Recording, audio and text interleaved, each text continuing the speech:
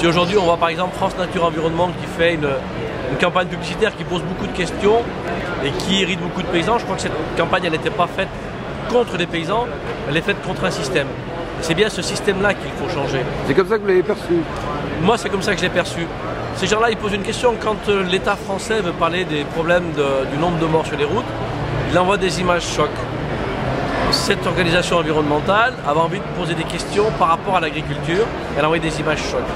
Alors si on le prend en tant que paysan, on peut se sentir agressé parce que beaucoup de paysans ont fait des efforts et beaucoup d'efforts. Par contre, le système dans lequel on est pose beaucoup de questions. Aujourd'hui, ce que je disais, il faut qu'on revienne sur quelque chose qui s'appelle polyculture élevage, c'est-à-dire de remettre de l'élevage dans toutes les régions de France, faire en sorte qu'il y ait un échange, un brassage. Un retour en arrière?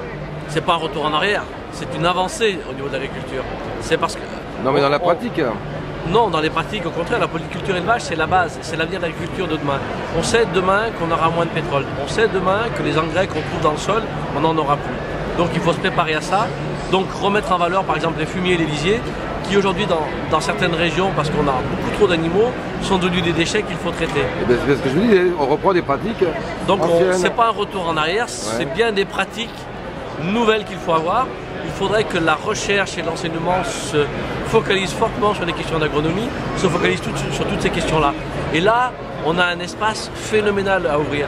Et là, on va redonner envie à des gens de revenir parce que tout à coup, on va être obligé de travailler un peu plus sur des valeurs qu'on avait abandonnées. C'est vrai que le système de production simplifié tel qu'on l'avait fait était facile à faire. Mais aujourd'hui, si on veut revenir à des équilibres environnementaux, des équilibres alimentaires, à des équilibres au niveau animal et végétal, c'est beaucoup plus compliqué, mais beaucoup plus passionnant. C'est pas moins produire, c'est produire différemment. C'est pas moins produire parce qu'aujourd'hui, le système concentré tel qu'il est un système productiviste. C'est-à-dire qu'on produit énormément dans certaines zones et on abandonne toutes les autres et on ne sait pas valoriser les déchets. Et moi, ce que j'appelle l'agriculture paysanne, c'est un système beaucoup plus productif en termes de quantité. Et au niveau de l'État français, on produirait beaucoup plus. Seulement, on mettrait tout en valeur. Avant, alors je ne dis pas que c'est ce qu'il faut faire aujourd'hui, mais les gens avaient quelques ports qui permettaient de récupérer les déchets du lait transformé, par exemple.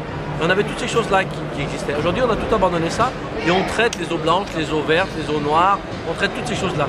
Il faut arriver à revaloriser toutes les choses et à changer de pratique.